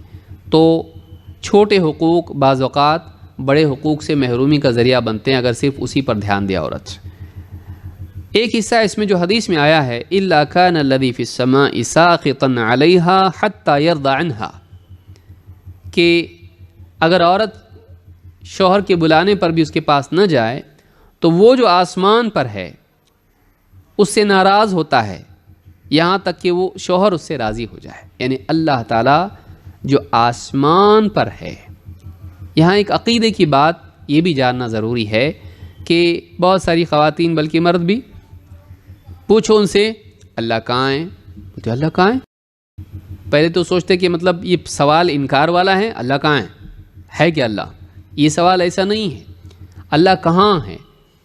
تو بعض اوقات جواب میں یہ کہتے ہیں کہ ہر جگہ. اللہ تعالیٰ ہر جگہ ہے، یہ عقیدہ صحیح نہیں ہے. قرآن و سنت میں ایسا کہیں بھی نہیں ہے کہ اللہ ہر جگہ ہے. پھر کہاں ہے؟ حدیث کیا بتا رہی؟ إِلَّا كَانَ الَّذِي فِي السَّمَاءِ، تو وہ جو آسمان پر ہے، وہ جو آسمان پر ہے. سما عربی زبان میں سما یسمو اس لفظ سے بنا ہوا ہے. سما کا مطلب ہوتا ہے اوپر. السما عربی زبان میں، السما عربی زبان میں اوپر کے لیے آتا ہے. سما یسمو اوپر ہونا، سمو اوپر ہونا. تو سما ہر اوپر والی چیز کو کہتے ہیں، اسی لیے آسمان کو بھی سما اس لیے کہتے ہیں اس لیے کہ اوپر ہے. تو اللہ تعالیٰ کے لیے نیچا معاملہ نہیں ہے، اس کے لیے اوپر ہے. اللہ سب سے اوپر ہے، اپنی ذات کے اعتبار سے بھی، اپنی صفات کے اعتبار سے بھی ہے. تو اللہ رب العالمین کے بارے میں اگر کوئی ہم سے پوچھے کہ اللہ کہاں ہے تو ہم کو کہنا چاہیے اللہ تعالیٰ آسمان پر ہیں اور عرش پر ہیں اور سب سے اوپر ہے. لیکن یہاں یہ بات بھی یاد رکھیں کہ اللہ تعالیٰ آسمان میں نہیں ہے. یعنی یہ کہ گویا کہ آسمان ایک کنٹینر ہو اور اللہ اس میں کنٹین ہوتا ہو، نہیں. ہم اللہ کے بارے میں عقیدہ نہیں رکھتے ہیں کہ اللہ تعالیٰ کسی مکان میں ہے. کیوں؟ اس لیے کہ مکان مخلوق ہے. اللہ نے جگہ کو پیدا کیا، پہلے جگہ نہیں تھی، جگہ بھی مخلوق ہے. تو پھر اللہ تھا نا، جگہ نہیں تھی پھر بھی اللہ تھا. تو اللہ تعالیٰ اس سے پاک ہے کہ وہ کسی جگہ میں ہو، اس کو یاد رکھیں. لیکن اللہ تعالیٰ کے بارے میں اللہ نے کیا فرمایا؟ آسمان پر ہے، یعنی اللہ اونچائی پر ہے، وہ اونچا ہے، نیچا نہیں ہے. سارے آسمان ختم ہو جاتے ہیں، اس کے بعد آخری عرش ہے. اللہ اس سے بھی اوپر ہے، کسی جگہ میں مقید نہیں ہے. تو اللہ کے لیے آسمانوں کو ظرف ماننا، ایک برتن کی طرح ماننا اور اس میں اللہ ہے، یہ غلط عقیدہ ہے. اللہ تعالیٰ سارے آسمانوں سے بلکہ ساری مخلوقات سے سب سے اوپر ہے، کسی جگہ میں نہیں ہے. کیسا؟ ہم کو نہیں سمجھتا. کیوں؟ جگہ نہیں تھی، اللہ تھا. پھر اللہ نے جگہ کو پیدا کیا، تو پھر جب جگہ ہی نہیں تھی تو اللہ تھا نا. تو اللہ تعالیٰ اس سے پاک ہے کہ کسی جگہ میں مقید اور کنٹین ہو. اللہ تعالیٰ سب سے اوپر ہے. تو قرآن و سنت کا یہی عقیدہ ہم کو ملتا ہے. معاویہ ابن حکم السلمی رضی اللہ تعالیٰ کی ایک حدیث سے کہتے ہیں وَكَانَتْ لِي جَارِيَةٌ تَرْعَى غَنَمًا لِي قِبَلَ أُحُدٍ وَالْجَوَّانِيَّةِ، کہ احد سے قریب ایک علاقے میں میری ایک باندی میری بکریوں کو چراتی تھی. فَاطَّلَعْتُ ذَاتَ يَوْمٍ فَإِذَا الذِّئْبُ قَدْ ذَهَبَ بِشَاةٍ مِّنْ غَنَمِهَا. ایک دن میں نے چیک کیا تو دیکھا کہ ایک بھیڑیا میری بکریوں میں سے ایک بکری لے کے بھاگ گیا تھا. ایک بکری کم تھی، چرانے دیا اس کو، لیکن اس نے لاپرواہی کی اور بھیڑیا بکری کو لے کے بھاگا. ایک بکری کم ہو گئی. کہتے ہیں کہ وَأَنَا رَجُلٌ مِّن بَنِي آدم آسَفُ كَمَا يَأْسَفُونَ، کہا کہ میں بھی آدم کا ہی بیٹا ہوں، یعنی میں بھی انسان ہی ہوں، اور مجھے بھی غصہ آتا ہے جیسے دوسروں کو آتا ہے. لیکنی سککتھا سکتن، تو غصے میں آ کے میں نے بس ایک تھپڑ لگا دیا باندی کو. اتنا غصہ آیا مجھے، اتنا غصہ آیا کہ میں نے اپنی باندی کو کیا کیا؟ غصے میں آ کے تھپڑ لگا دیا کہ کہاں گئی بکری؟ چلی گئی، بھیڑیا اٹھا کے لے گیا اور تو غفلت میں تھپڑ لگا دیا اس کو. لیکن انہیں احساس ہوا کہ میں نے غلط کام کیا. فَأَتَيْتُ رَسُولَ اللَّهِ صلی اللہ علیہ وسلم، تو میں اللہ کے رسول صلی اللہ علیہ وسلم کے پاس آیا اور میں نے آپ کو خبر دی ایسا ایسا ہوا. فَعَظَّمَ ذَلِكَ عَلَيْهِ، اللہ کے نبی صلی اللہ علیہ وسلم نے اس بات کو بہت سختی سے میرے سامنے بیان کیا. یعنی مجھ پر کہا کہ بہت بھاری کام کر دیا تو نے، یعنی بہت برا کام کیا، سنگین کام کیا کہ باندی کو منہ پہ تماچا لگا دیا تو نے. قلت یا رسول اللہ افلا اعتقها، کہا کہ اللہ کے رسول کیا میں اسے آزاد نہ کر دوں؟ کیونکہ غلام کو مارنے پیٹنے کا کفارہ کیا ہے؟ اسے آزاد کر دیا جائے. کہا کہ اللہ کے رسول کیا میں اس کو آزاد نہ کر دوں؟ قال ائتنی بہا فاتیتہ بہا، کہا میرے پاس لے آؤ اس کو، اس باندی کو میرے پاس لے آؤ. میں لے گیا. فقال لها این اللہ، اللہ کے نبی صلی اللہ علیہ وسلم نے اس باندی سے سوال کیا، اس کا انٹرویو. این اللہ، اللہ کہاں ہیں؟ قالت فی السماء، کہا آسمان پر. قال من انا، کہا میں کون ہوں؟ قالت انت رسول اللہ، کہا کہ آپ اللہ کے رسول ہیں. قال اعتقها فانها مؤمنہ، کہا اس کو آزاد کر دو اس لیے کہ ایمان والی ہے. دو سوال پوچھے، این اللہ، اللہ کہاں ہے، اور دوسرا سوال من انا، میں کون ہوں. پہلے سوال کے جواب میں اس نے کہا اللہ آسمان پر ہے. فی سے دھوکہ نہ کھائیں. یہاں پر کوئی کہے گا عربی کا تھوڑا بہت جاننے والا، یہاں پر تو فی ہے نا، آسمان میں. عربی زبان میں فی اعلیٰ کے معنی میں بھی آتا ہے، جیسے فی جذوع النخل، فرعون نے کہا تھا کہ میں تمہیں پیڑ میں لٹکا دوں گا. وَلَأُصَلِّبَنَّكُمْ فِي جُذُوعِ النَّخْلِ، میں تم کو پیڑ میں صلیب دے دوں گا، یعنی پیڑ پر لٹکا دوں گا صلیب دے کر. تو فی عربی زبان میں اعلیٰ کے معنی میں بھی آتا ہے. جیسے حدیث میں ہے ارحموا من فی الارض یرحمکم من فی السماء، تم ان پر رحم کرو جو زمین پر ہیں، وہ جو آسمان پر ہیں وہ تم پر رحم کرے گا۔ تو فی الارض زمین کے اندر نہیں ہے، زمین کے اوپر ہیں، تو زمین پر جو ہیں ان پر تم رحم کرو، جو آسمان پر ہے وہ تم پر رحم کرے گا۔ تو یہ جو ہے حدیث بتاتی ہے کہ اللہ تعالیٰ کے بارے میں اس باندی کا عقیدہ یہ تھا کہ آسمان پر ہے، اور اللہ کے نبی صلی اللہ علیہ وسلم نے اس کو ٹوکا نہیں۔ یہ کیسے کہہ رہی تو آسمان پر ہے، زمین میں بھی ہے، ہر جگہ ہے، آپ نے نہیں کہا۔ آپ نے یہ کہا کہ اسے آزاد کر دو، اس لیے کہ وہ کیا ہیں؟ مومنہ ہیں۔ معلوم ہوا کہ صحیح عقیدے والا وہ ہے جو یہ مانے کہ اللہ آسمان پر ہے، یعنی اللہ اونچا ہے، سب سے اوپر ہے، عرش پر ہے۔ تو یہ عقیدہ صحیح عقیدہ ہے، ورنہ انسان غلط عقیدے کے ساتھ جیے گا اور مرے گا جو آدمی یہ کہتا ہے کہ اللہ ہر جگہ ہے۔ ایک گمراہ فرقہ تھا جس کا نام ہے جہمیہ۔ اس جہمیہ جو ہے، جہمیہ یہ جو فرقہ ہے یہ مانتا تھا کہ اللہ تعالیٰ ہر جگہ ہے۔ امام احمد بن حنبل نے اور دوسرے محدثین نے، اہل علم نے اس کا رد کیا، بلکہ اس کو کافر قرار دیا۔ جہمیہ اللہ کی صفات ہی کا انکار کرتے تھے، اسماء کا بھی انکار کرتے تھے، اور یہ مانتے تھے کہ اللہ تعالیٰ ہر جگہ ہے۔ تو جہمیہ فرقے کا یہ عقیدہ ہے کہ اللہ تعالیٰ ہر جگہ ہے۔ اللہ کے نبی صلی اللہ علیہ وسلم فرماتے ہیں، قرآن کریم میں اللہ تعالیٰ نے بھی بات کہی ہے۔ اللہ فرماتا ہے اَأَمِنْتُمْ مَنْ فِي السَّمَاءِ أَنْ يَخْسِفَ بِكُمُ الْأَرْضَ فَإِذَا هِيَ تَمُورُ، کیا تم اس بات سے مأمون ہو گئے کہ اللہ تعالیٰ زمین میں تم کو دھنسا دے؟ ام امنتم من فی السماء ان یرسل علیکم حاصبا فستعلمون کیف نذیر۔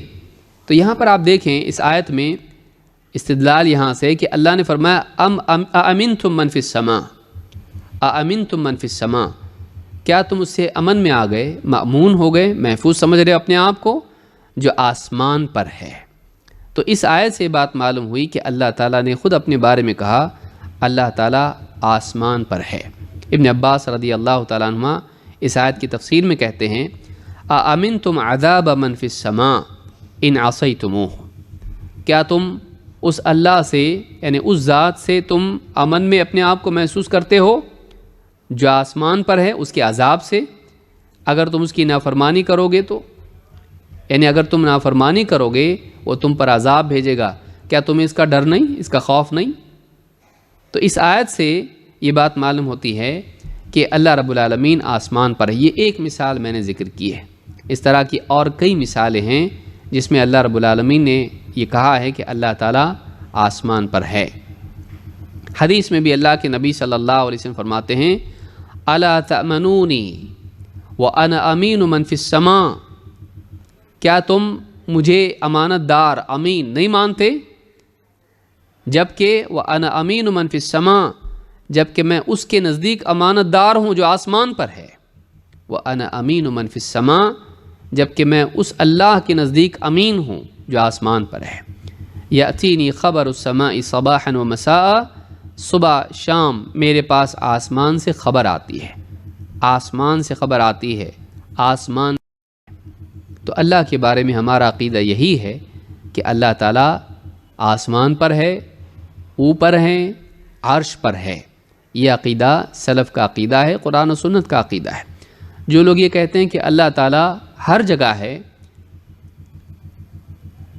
ابو الحسن اشعری رحمہ اللہ نے ان سے سوال پوچھا کہ ٹھیک ہے، جو لوگ کہتے ہیں کہ اللہ ہر جگہ ہے، وہ کہیں کیا اللہ تعالیٰ بت میں بھی ہے؟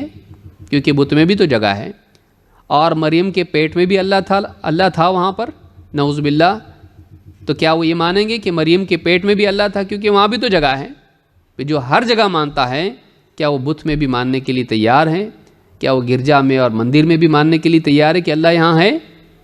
پھر جو آدمی بتوں کو پوج رہا ہے وہ کیوں غلط کر رہا ہے؟ جو مریم کے پیٹ میں اللہ کو مان رہا ہے تو وہ کیوں غلط مان رہا ہے؟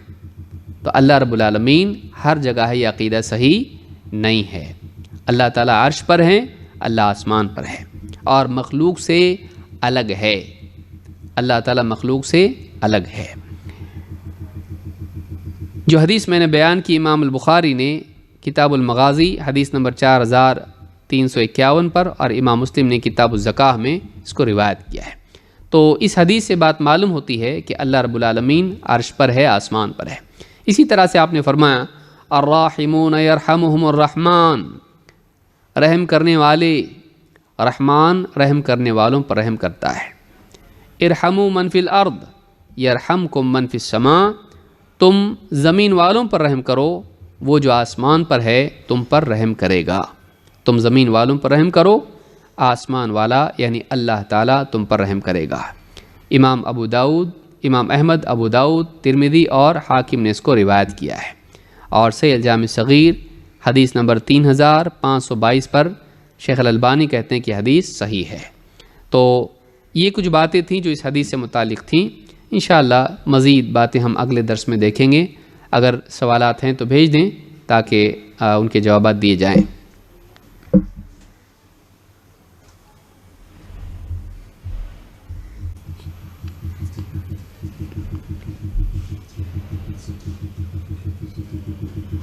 پچھلے کچھ سوالات میرے پاس تھے لیکن میں بھول کے آ گیا، اس لیے معذرت چاہتا ہوں۔ انشاءاللہ میں اگلے ہفتے ان کے جوابات دوں گا۔ میرے پاس ہے محفوظ، لیکن میں لانے میں بھول گیا۔ وما کان ربک نسیا۔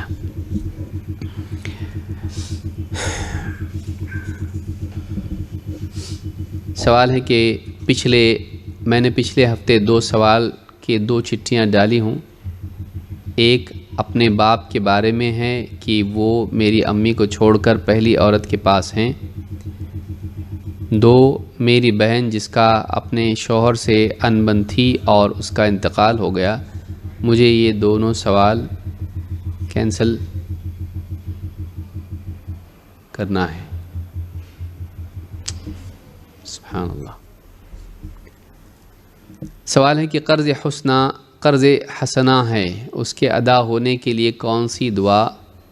اگر ایسا کوئی آپ چٹھی لکھیں جس میں مجھ کو نہیں پڑھنا چاہیے تو آپ پہلے اس کو لکھیں کہ اس کو نہ پڑھیں، اس کو مائک پر نہ پڑھیں۔ اگر کوئی بات ایسی آپ کو بھیجنی ہو، بعض اوقات سوال آتا ہے اور میں سیدھا سوال پڑھنا شروع کرتا ہوں۔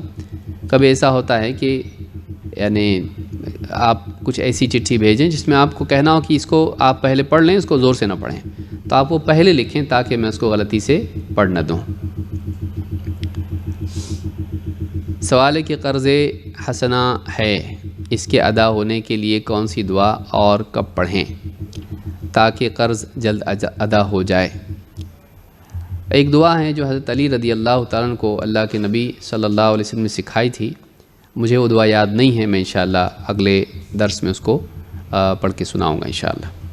سوال ہے کہ بچیوں کو حجاب کس عمر سے پہنانا چاہیے نقاب کے ساتھ؟ دیکھیے، حجاب کا جو حکم ہے وہ بالغ ہونے کے ساتھ ہی ہے۔ جیسے بچی بالغ ہو جائے حجاب اس کے اوپر لازم ہوتا ہے، کیونکہ شریعت بھی اس پر آ جاتی ہے۔ لیکن اگر آپ کو ایسا لگتا ہے کہ بچی دیکھنے کے اعتبار سے ایسی ہے کہ اس کو چھپانا ضروری ہے تاکہ لوگوں کی نظر میں وہ نہ آئیں، تو ضروری نہیں کہ آپ بالغ ہونے تک انتظار کریں۔ بعض بچیاں جلدی بڑی ہو جاتی ہیں اور دیکھنے کے اعتبار سے کم عمری ہی میں بڑی لگنے لگتی ہیں، ان کو پہلے ہی سے حجاب آپ کو کرانا چاہیے۔ اس میں کوئی ایج لمٹ میں کم والی کا نہیں بتا سکتا ہوں۔ ہاں، بالغ ہے تو 14، 15، 13 سال میں بچیاں بالغ ہو جاتی ہیں عموماً، آگے پیچھے ہر ایک کا الگ الگ۔ بچی بالغ ہوئی کیسا معلوم ہوگا؟ حیض آ جائے اس کو، تو ایسی عمر میں بالغ ہو جاتی ہیں۔ اگر نہیں تو 15 سال تو ہے ہی ہے، لڑکوں کے لیے بھی لڑکیوں کے لیے بھی۔ لیکن اگر بچی ایسی ہے کہ ابھی وہ بالغ نہیں ہوئی لیکن دیکھنے میں ایسی ہے کہ عمر کے اعتبار سے بڑی لگتی ہے، تو آپ کو چاہیے کہ اس کو پردہ سکھائیں، ڈانٹ ڈپٹ نہ کریں، اس کو ترغیب دیں۔ جتنا انکریج کریں گے اتنا آسانی سے بچے کرتے ہیں۔ ماشاءاللہ دیکھو کتنی اچھی بچی ہے، حجاب کرتی ہے، اور کتنی پردے والی بچی ہے۔ ہماری بچی تو چھوٹی ہے لیکن پھر بھی دیکھو حجاب کرتی ہے۔ اس طرح کی بات جب کرتے ہیں بچے حوصلہ افزائی کرنے سے عمل کرتے ہیں۔ تو کم عمری ہی سے بچوں کو، خاص کر کے آج کے دور میں جس میں یعنی ماحول بہت گندا ہو چکا ہے اور آئے دن بچیوں کے ساتھ بھی کیسز آتے ہیں زناکاری کے اور قتل کے، اس طرح کے، تو ایسے وقت میں، ایسے ماحول میں تو ہم کو اور بھی چاہیے کہ ہم تھوڑی سی بچی بڑی ہو جائے اس کو ترغیب دے کے اس کی عمر کے اعتبار سے حجاب بنوا کر اس کو نقاب بھی پہنائیں۔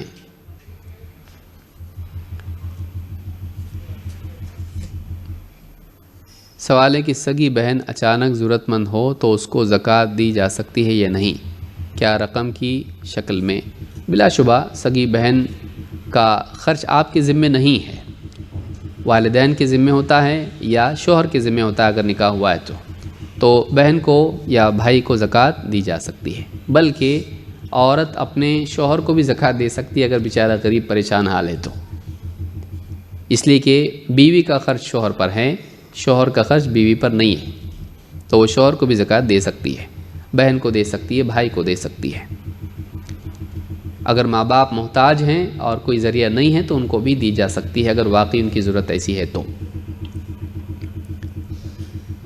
لیکن بیٹے کے لیے صحیح نہیں ہے، بیٹا ماں باپ کو زکوٰۃ نہیں دے گا، کیونکہ ماں باپ کے ذمے اس کا خرچ واجبی ہے، یعنی ماں باپ کا خرچ اس کے ذمے ہے، تو زکوٰۃ میں سے نہیں بلکہ اپنے پیسوں میں سے جو بھی دوسرے پیسے ہیں اس میں سے کرنا پڑے گا، اور زکوٰۃ دوسروں کو دینا پڑے گا، ورنہ ہر آدمی اپنے گھر میں ہی خرچہ کرتا رہے گا زکوٰۃ دے رہا ہوں۔ بہت مجبوری کی صورتوں میں بعض اوقات ایسا ہوتا ہے تو اس صورت میں علماء نے کہا ہے کہ اگر کہیں سے ان کا انتظام نہیں ہوتا ہے تو مجبوراً کر سکتے ہیں، لیکن نہیں کرنا چاہیے ایسا، خود اپنے پیسوں میں سے کرنا چاہیے۔ وعلیکم السلام۔ سوال ہے کہ نماز ضحیٰ کے بارے میں ڈیٹیل میں ایکسپلین کیجیے۔ صلاۃ الضحیٰ کے بارے میں حدیث میں آیا ہے کہ صلاۃ الضحیٰ حین ترمد الفصال، ضحیٰ کی نماز جس کو ہمارے ہاں چاشت کی نماز کہتے ہیں، یہ وہ نماز ہے جب اونٹ کے بچے کے پاؤں گرمی محسوس کرنے لگے ہیں، یعنی ریگستان میں اونٹ ہوتا ہے، ریت جب گرم ہونے لگے سورج کی گرمی کی وجہ سے تو پھر اونٹ کے بچوں کو بھی نیچے گرمی محسوس ہونے لگتی ہے پاؤں میں، تو یہ جو لفظ بتا رہا ہے کہ جب سورج تھوڑا روشن ہو جائے اور گرمی محسوس ہونے لگے ریت میں تو ایسے وقت میں ہوتی ہے یہ نماز، یعنی اس کو ہمارے ہاں پر کہہ سکتے ہیں ہم لوگ موسم کے فرق کے حساب سے 9-10 کے آس پاس یہ ہوتی ہے، صبح میں 9-10 بجے کے آس پاس کہہ سکتے ہیں، اس کو پڑھ سکتے ہیں، اور اس کا وقت جو ہوتا ہے وہ زوال تک ہوتا ہے، زوال تک اس کا وقت ہوتا ہے، اور اس کی 4 رکعات پڑھی جا سکتی ہیں، بعض علماء نے 2 بھی کہی ہیں، تو 2 سے لے کے 12 تک اس کو رکعتیں اس کو پڑھا جا سکتا ہے، لیکن 4 کا عموماً ثبوت ہم کو ملتا ہے، اور 4 سے لے کر جتنا چاہے انسان پڑھے، 12 تک کی گنتی ہم کو ملتی ہے۔ فتح مکہ کے وقت میں ام ہانی رضی اللہ تعالیٰ عنہ کی روایت اس میں ملتی ہے کہ آپ نے 12 رکعتیں پڑھی تھیں، تو بعض علماء نے اس کو چاشت کی نماز میں بھی شمار کیا ہے، تو اتنا اس کو پڑھا جا سکتا ہے، یہ تفصیل اس کی ہے۔ مزید اور تفاصیل ہیں تو انشاءاللہ کبھی کسی درس میں مستقل اسی بات کو ہم بتائیں گے۔ سوال ہے کہ 3 بار طلاق کہنے سے طلاق ہو جاتا ہے یا نہیں؟ 3 بار اگر آدمی طلاق کہے، طلاق طلاق طلاق، یا میں تجھ کو 3 طلاق دیتا ہوں، تو اگر طلاق اس طرح سے انسان اپنی بیوی کو دے، طلاق ایک واقع ہوتا ہے، 2 یا 3 نہیں، ایک مجلس میں دیا ہوا 1 یا 2 یا 3 طلاق ایک ہی شمار ہوتا ہے۔ عبداللہ ابن عباس رضی اللہ تعالیٰ عنہ کی حدیث ہے کہ اللہ کے نبی صلی اللہ علیہ وسلم کے زمانے میں، ابو بکر صدیق رضی اللہ تعالیٰ عنہ کے زمانے میں، اور حضرت عمر رضی اللہ تعالیٰ عنہ کے زمانے میں شروعات کے دور میں 3 طلاق ایک ہی شمار ہوتے تھے، تو یہی راجح قول ہے، اسے 1 طلاق ہو جاتا ہے، 3 طلاق نہیں ہوتے ہیں۔ 1 طلاق ہوتا ہے کا مطلب یہ ہے کہ بیوی ابھی نکاح میں باقی ہے اور شوہر کو رجوع کا اختیار باقی ہے، یعنی شوہر بیوی سے کہہ دے میں نے اپنی طلاق واپس لے لی، تو واپس لے لی کا مطلب یہ نہیں ہوگا کہ وہ طلاق ختم ہو گئی، وہ ایک زندگی بھر باقی رہے گی۔ اگلا طلاق اس نے اگر دیا 6 مہینے 8 مہینے 1 سال کے بعد میں تو دوسرا شمار ہوگا، پہلا نہیں۔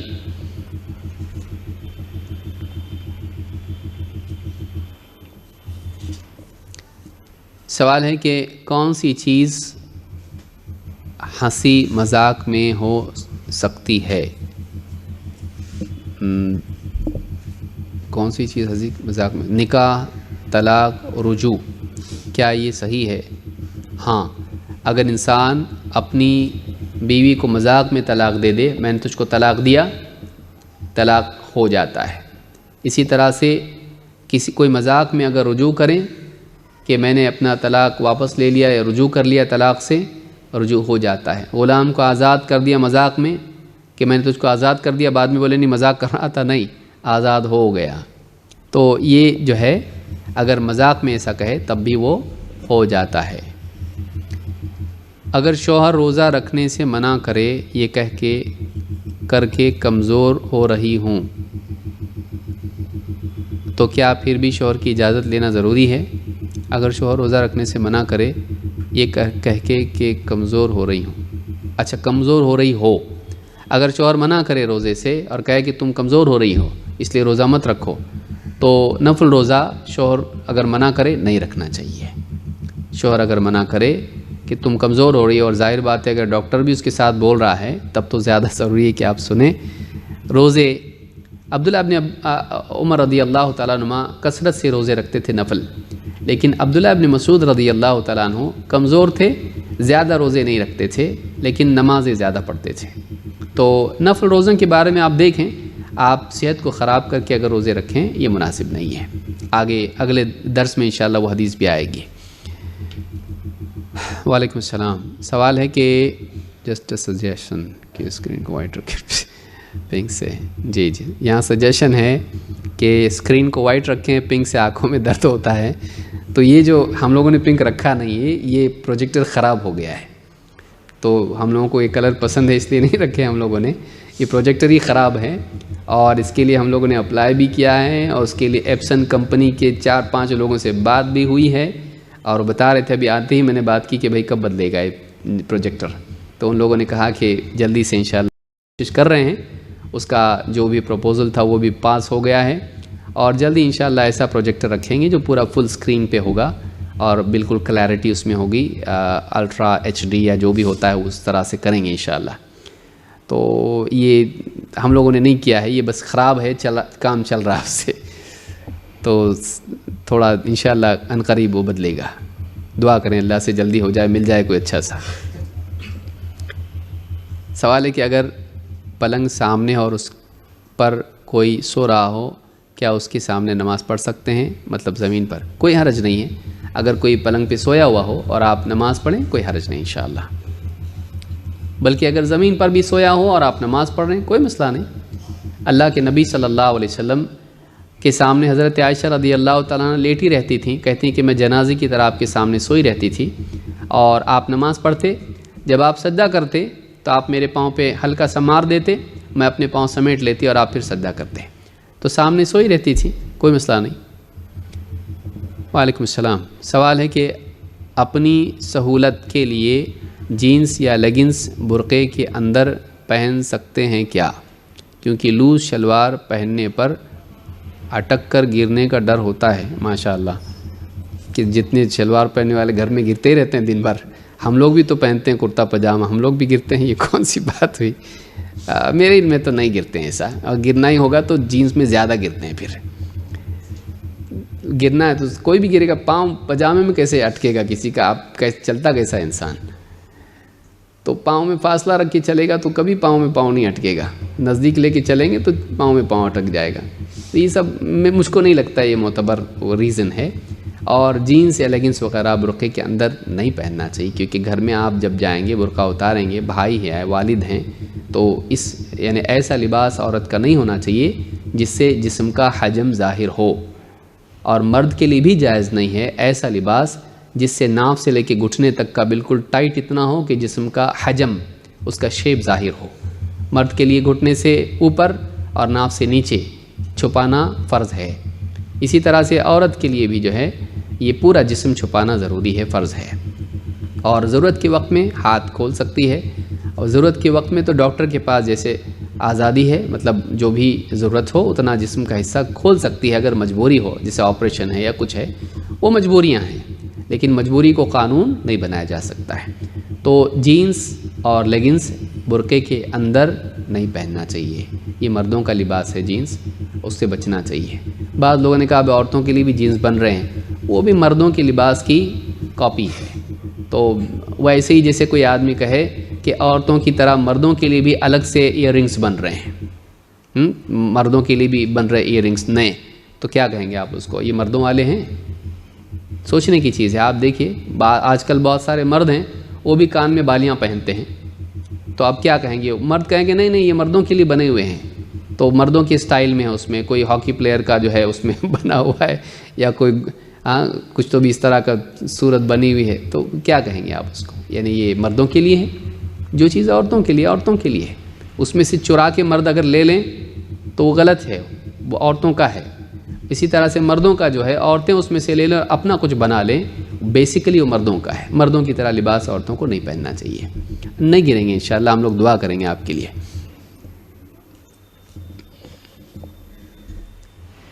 सुन्नत नमाज नहीं पढ़ना पर गुनाह मिलता है क्या? सुन्नत नमाज नहीं पढ़ने पर गुनाह नहीं मिलता है, लेकिन अगर इंसान सुन्नत न पढ़ता हो और फ़र्ज़ पक्की ना हो, परफेक्ट ना हो, जैसी अल्लाह चाहता है वैसी ना हो, क़यामत के दिन फ़र्ज़ की कोताही सुन्नतों से पूरी होगी।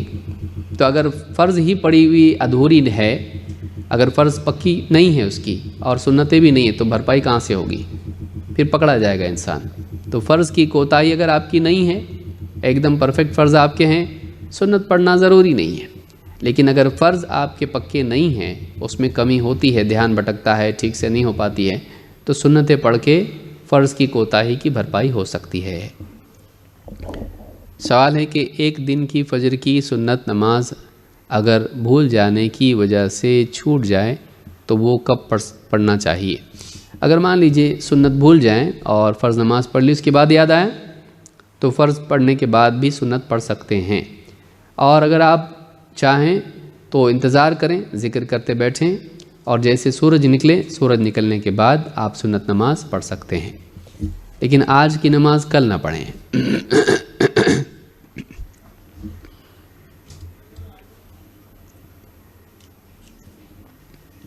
सवाल है कि how to cover our face while performing उम्रा फॉर वुमेन। ख़वातीन जब उम्रा कर रही हों तो अपने चेहरे को कैसे ढांपें? उम्रे में और हज में अल्लाह के नबी सल्लल्लाहु अलैहि वसल्लम ने औरतों को निक़ाब पहनने से मना किया है। जो निक़ाब होता है बिल्कुल मुंह की पट्टी बांध के, जिस तरह से आप लोग निक़ाब करती हैं, उससे मना किया है।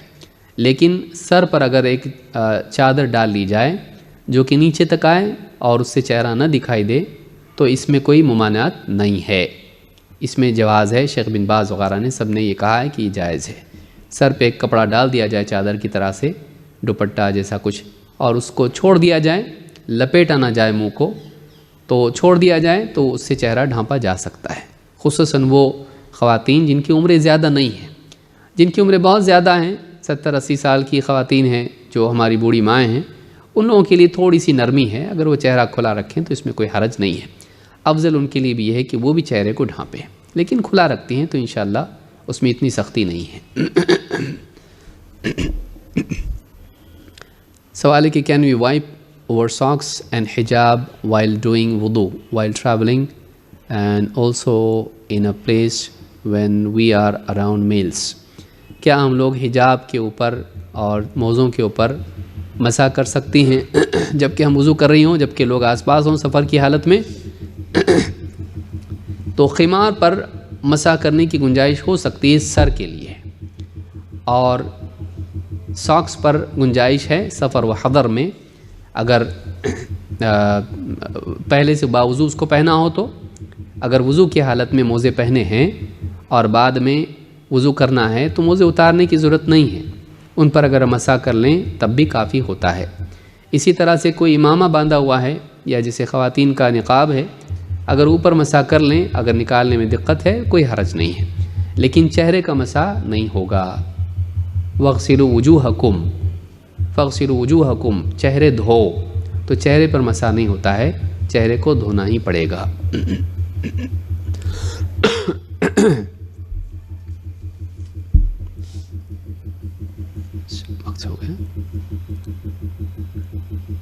सवाल है कि उम्रा जाने के बाद क्या हम दूसरों की तरफ से उम्रा कर सकते हैं? मरहूम के का कर सकते हैं क्या, और अपना एक टाइम पर कितने बार कर सकते हैं? उम्रा एक बार, अच्छा अपना एक बार कितने टाइम कर सकते हैं? देखिए, कोई उम्रा के लिए जाए और उसका उम्रा हो चुका हो तो मक्का में रहते हुए दूसरा उम्रा करने के लिए मीक़ात पर जाना या मस्जिद आयशा जाकर, जिसको तनईम कहते हैं, وہاں جا کے واپس آ کے پھر دوسرا عمرہ کرنا، وہاں جا کے احرام باندھنا، یہ صحیح نہیں ہے۔ علماء نے سختی سے اس کو منع کیا۔ اللہ کے نبی صلی اللہ علیہ وسلم 19 دن تک مکہ میں رہے، آپ نے ایسا نہیں کیا۔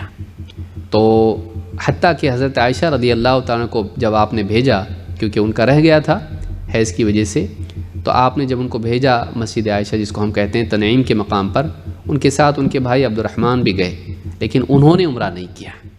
اگر مکہ میں رہتے ہوئے بار بار عمرہ کرنا ہوتا تو اللہ کے نبی صلی اللہ علیہ وسلم اور صحابہ کرتے۔ تو جو لوگ مکہ میں قیام کر رہے ہیں، اس کو اچھی طرح سے یاد رکھیں، جو لوگ مکہ میں قیام پذیر ہیں، مکہ میں قیام کے دوران میقات پر جا کر احرام باندھ کے آ کے پھر سے عمرہ کرنا صحیح نہیں ہے۔ یہ نبی صلی اللہ علیہ وسلم اور سلف کا طریقہ نہیں ہے۔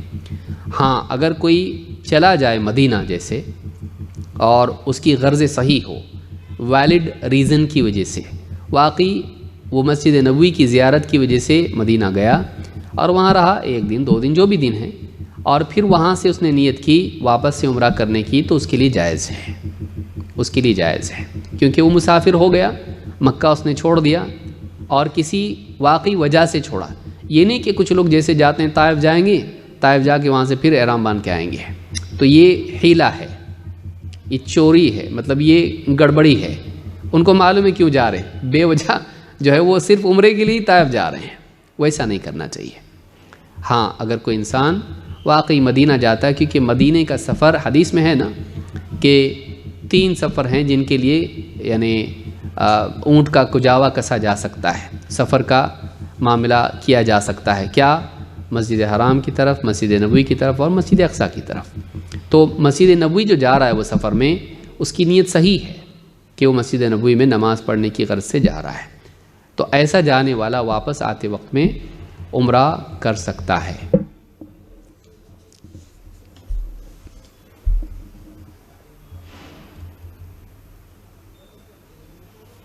میں سمجھتا ہوں آج کے لیے اتنا کافی ہے، کچھ سوالات رہ گئے ہیں، سوالات آپ لوگوں کے بہت آ رہے ہیں، تو انشاءاللہ اگلے درس میں ہم کوشش کریں گے کہ ان سوالات کے جوابات دیں، کیونکہ عصر بہت قریب ہے، اس وجہ سے بعض اوقات وقت کم ہو جاتا ہے اور لوگوں کو گھر پہنچ کر عصر کی نماز پڑھنا مشکل ہو جاتا ہے، لہٰذا ہم درس یہ کر کے پھر سوالات کو انشاءاللہ ہم زیادہ وقت دیں گے۔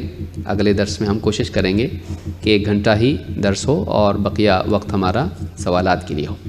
اور ایک اعلان یہ یاد رکھیں، اگلا درس ہمارا نہیں ہوگا، اگلا درس یہاں پہ کیمپس میں کوئی پروگرام ہے، تو یہیں پہ اعظم کیمپس میں اسمبلی ہال میں وہ پروگرام ہوگا کالج کا، تو ہمارا پروگرام نہیں ہو پائے گا۔ تو ہم انشاءاللہ اگلے درس کی بجائے اس کے آگے جو ڈیٹ ہماری ہے، یہ 19 نہیں 26 کو ہمارا انشاءاللہ پروگرام ہوگا، 26 اکتوبر کو اگلا درس انشاءاللہ ہوگا، تو کل اگلا جو ہے ہمارا درس نہیں ہوگا انشاءاللہ۔ تو میں سمجھتا ہوں آج کے لیے اتنا کافی ہے، مزید سوالات مجھ پر قرض ہیں، انشاءاللہ میں اگلے درس میں اس کے جوابات کی کوشش کروں گا اور درس مختصر رہے گا۔ اقول هذا واستغفر الله لي ولكم۔